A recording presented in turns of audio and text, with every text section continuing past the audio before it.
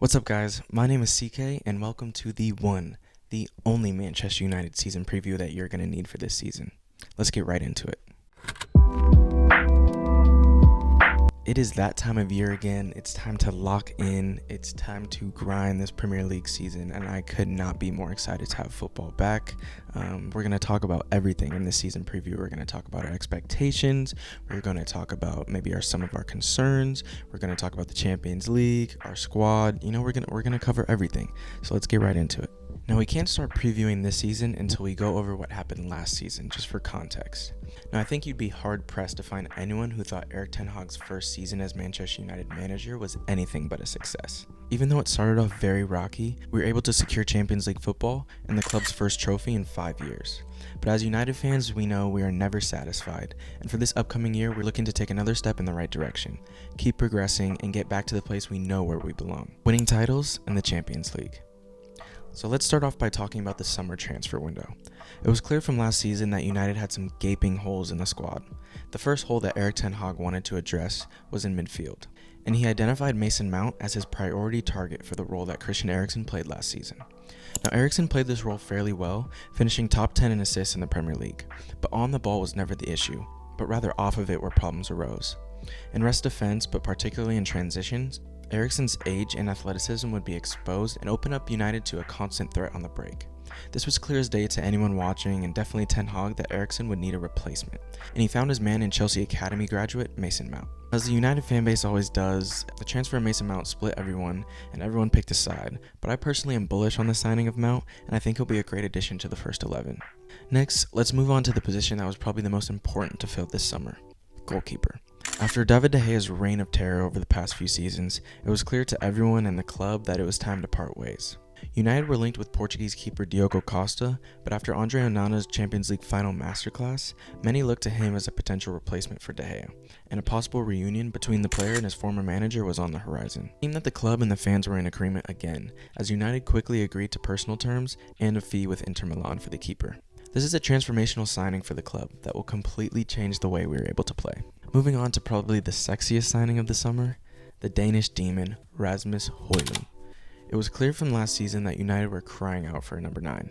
So many missed chances and just a general lack of goals scored across the course of the season.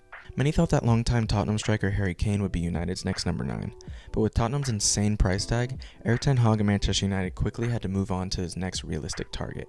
Højlund is a young, versatile, and hungry striker that is still very raw, but has all the tools to be an elite number 9 for years to come. And while buying young players at this price is always a risk, I'm confident that he will come good for United. So now I kind of want to talk about our squad as a whole and a few positions that are maybe in question. First off, let's discuss the right back position. Now, I was not aware that Aaron Wan-Bissaka had this cult fan base all of a sudden that is literally willing to die for this man. Shout out to y'all for real, y'all run deep, but y'all will not bully me into changing my stance on this. This whole situation has caused quite the discourse between fans as who should be starting as right back next season. But for me, it's not really even a question. It's Diogo Dalot. Now, I know everyone's going to say, oh, but he gave the ball away for the first goal against Lens or whatever. First of all, Wan-Bissaka had to give away the game right before that ended in a goal, and he's given up so many goals with his lack of awareness at the back post, so let's not play that game. Now, I think there's this misconception that I just am in love with Dalot and, I think he's some generational, right back. That's not the case. He has his weaknesses for sure, and there are things such as 1v1 defending that Wan-Bissaka is much better than Dalot at. However, it is literally night and day when he's on the pitch in comparison to Wan-Bissaka in the first and second phases, which are our biggest issue right now. The way we can play, we are so much more progressive, and this will kind of lead me into the next topic, but a right-hand side of Aaron Wan-Bissaka, Rafael Varane, and Casemiro being the first receiver in midfield is basically build-up suicide. Speaking of Varane, let's talk about the center-back position. Now, Varane has been under some scrutiny this preseason due to his ball-playing struggles. This has led many people to accusing the fanbase of crowning Varane as the next scapegoat, but I think these are legitimate concerns in my opinion. His biomechanics when playing the ball are very rigid, and his passing is quite inconsistent. He also struggles defending in the wide channels. However, his box defending is still world-class, and it's quite clear that he will be Erik ten Hag's first choice at right center-back.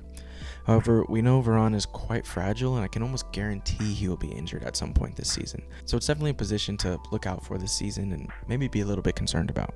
Lastly, let's address this midfield. Right now, this is a weird one because we don't have a single center midfielder who is comfortable in the first phase, and we're playing with a very advanced midfield. I originally thought Mount would drop deeper as he did in the first games without the normal first teamers, but as of late, he's been playing quite advanced. So in possession, Casemiro is the first receiver in the first phase, which doesn't cater to his strengths at all. And this also opens us up in transition, with Casemiro having to cover a lot of ground because Mount is still too high. Our defensive transitions have honestly been really bad, and we've been getting cut open so quickly because of that. Another reason for this is when the fullbacks invert and we lose the ball, it leaves our center backs isolated in the wide channels, which is both of their main weaknesses. This is also why Kobbie Mainoo getting injured was so detrimental, as a lot of us fans and Erik ten Hag was looking to him as basically the fix for this issue of a controller and a receiver in the first phase. So there definitely is some cause for concern with this squad, and it's pretty much all dependent on a certain Moroccan international coming into the midfield. Because if we don't get that controller, I'm very concerned for how we're going to play this season. But speaking of how we're going to play, let's dive into it. I'll outline this with the starting 11 that I think Erik ten Hag will start for the majority of the season. So we're going to go with the 4-3-3, Onana in goal, Luke Shaw and Licha on the left side, Varane and Dalot across the back on the right side, Mason Mount, Bruno and Casemiro in midfield 3, then Rashford on the left, Højlund up top, and Antony on the right. And I know Højlund is injured right now, so I think we're going to see a team very similar to the team that played against Lens on Saturday, with Rashford at center forward and Garnacho on the left. And I was really impressed with Garnacho on the left against Lens, so I hope he can continue that sort of direct play. And then also he was doing very well out of possession and his work rate there, so hopefully he gets some starts to begin the season and he can kind of build on that performance. Onana completely transforms the way we can build up and play out of the back. He gives us basically an extra man to outnumber the press, and his vision and ball playing enables us to break the press with one decisive pass. We've also seen Lisandro Martinez pushing up into midfield in a pivot in the build-up to receive the ball and distribute, which is a really nice tweak as we know Casemiro has some deficiencies in the build-up. The fullbacks, as we know, will also be involved in the build-up, inverting, and also responsible for being an option out wide for Onana and the center backs. Dalot and Shaw are two extremely technically secure fullbacks that are so useful in build-up. The front line, I believe, will be very fluid. Obviously, Højlund will be the target man, but with his frequent movement into the channels, this enables Antony and Rashford to rotate inside, as they already like to do. I also just want to touch on Sancho as an option here. Erik ten Hag has said that he prefers him in central areas, which I agree with, and he's been good in preseason in those central areas as well, but I don't see a long-term solution or future with him playing that false 9 role that he's played in preseason. We've also seen glimpses of him in the number 10 position, and he hasn't really performed, so I'm not really sure what his long-term solution is, although I do think he can be useful, and I like to see that he's been more on it and his mentality seems to be more locked in this season. If you look back a few videos on my channel, you'll see a video where I'm very pessimistic about Sancho. I'm reluctant to put too much stock in a few preseason games, but he is showing me that he wants to be here, he wants to fight for a spot, and physically he looks quick and explosive, so I'm excited to see how the season plays out for him. Additionally, we know that Erik ten Hag would love us to be a powerful transition team, and he said many times that he prefers the football of Jurgen Klopp over that of Pep Guardiola, and I definitely agree.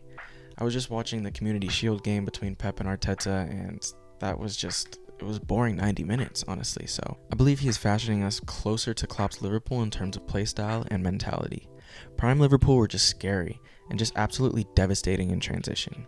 You could almost see the goal coming far before the ball hit the back of the net. The likes of Sadio Mane, Salah, and Firmino didn't give defenses a chance to breathe. With the pace and power of Rashford and Højlund, the creativity of Bruno, and the goal threat of Mount, I think we're definitely getting there. Another thing about Prime Liverpool is that going into their home, their turf, Anfield, was scary. And I think Erik ten Hag is really trying to regain that atmosphere at Old Trafford. He achieved that last year, with United holding a record of 15 wins, 3 draws, and only 1 loss at Old Trafford last year. It was truly a fortress last year, but that needs to continue this year as well to really build that feeling of opponents being scared. I think it's been a long time since teams coming into Old Trafford really felt that fear for Manchester United. Now that we've addressed the squad and how we'll play, let's dive into the actual schedule and Premier League fixtures. Just looking at the schedule, our opening games are actually quite tough. Within the opening 5 games of this season, we have Spurs and Arsenal away and Brighton at home. So we're starting off with some tough games right away. Drop a comment down below how many points you think we're getting from those opening 5 games. For me, I think 10 would be great, but 8 is maybe a little bit more realistic. We should be beating Forest and Wolves at home, and I think we'll get a result at Spurs and Brighton at home. And then that Arsenal away game is just kind of one that's up in the air. I'm not really sure how it's going to go. After that, the schedule dwindles down a bit, and we play a lot of mid-table sides before playing in the Manchester Derby at Old Trafford on Halloween weekend. Moving into December, we know this is when games come thick and fast, and a tough back-to-back to open the month with Newcastle on a Saturday and Chelsea on a Wednesday, and then we play on a Saturday again before playing Liverpool away the next week. So this is always part of the season where depth and rotation is extremely important. Another game I just want to highlight is the second Manchester Derby. It's the second to last game of the season at the Etihad, and if we're planning on taking that next step this season and really try to challenge, this game will surely be a big one for Premier League implications. Now let's talk about the thing I am definitely the most excited about for this year. Words can't describe how excited I am to watch my club play Champions League football again. I think we can really make a run in it as well. We've seen last year that Erik ten Hag and their squad are good in cup competitions. We won the Carabao Cup and we were on track to win the Europa League before a disastrous second half against Sevilla, which really kind of derailed our whole season. But this year I feel like this competition is wide open. I don't really feel like, apart from City of course, that there's one team that's wildly better than the rest. And even City has lost some players this season. I'm definitely looking for United to make a strong run in this competition. There's nothing really like seeing your club do well in the Champions League. It just hits different. Now for the final part of this, I want to talk about expectations. What really constitutes a good season for United? For me, there's a few things. Obviously, there's a lot of context in football. For example, Ole finished second, but it was a bit of a fugazi second. But just for positions and trophies' sake, obviously securing Champions League football and actually being in the mix for the title would be nice. Seriously challenging for every trophy we're in, but for me, in terms of the football, I want to see our baseline performance level improve. There are too many times last year where we would have lackluster performances, and it just wasn't enjoyable to watch. And to add on to that, I want to see us put together complete performances. The Spurs game comes to mind for sure, but how many times did we have an amazing first half and then just completely fall off a cliff in the second? It just can't happen, and it isn't a characteristic of top teams. I also want to see the away record really improve and these blowout losses completely cease. They simply can't happen next year. We've seen United get battered enough for 2 lifetimes, so I really don't want to see that happen. We were 8-3-8 on the road last season, and if we have any hope of challenging for the title, that seriously has to improve. And lastly, I also just want to do my predictions for the season. So I think we're honestly going to finish second this season. I think Arsenal are actually going to regress a bit, and I could be made to look like an idiot for that, but we'll see. I predict we'll win either the FA or the Carabao Cup and then make the semis of the Champions League. I think our top scorer will be Marcus Rashford, and top assister will be Bruno, and then our player of the season will be Bruno as well. But overall, I'm super excited and optimistic about this season. We addressed pretty much all of our major needs, and we went about our business in a nice way. We have a strong squad with a very serious footballing person in Erik ten Hag at the helm, and I don't think there's any reason as fans we shouldn't have high expectations for this team. I'm really looking forward to Wolves on the 14th, and just so excited to have football back as a whole. It's going to be such an exciting season, and I can't wait to share it with all of you guys. So again, please like, subscribe, and continue to tune into the channel over the season. Have some really exciting stuff planned. Thanks again. Peace.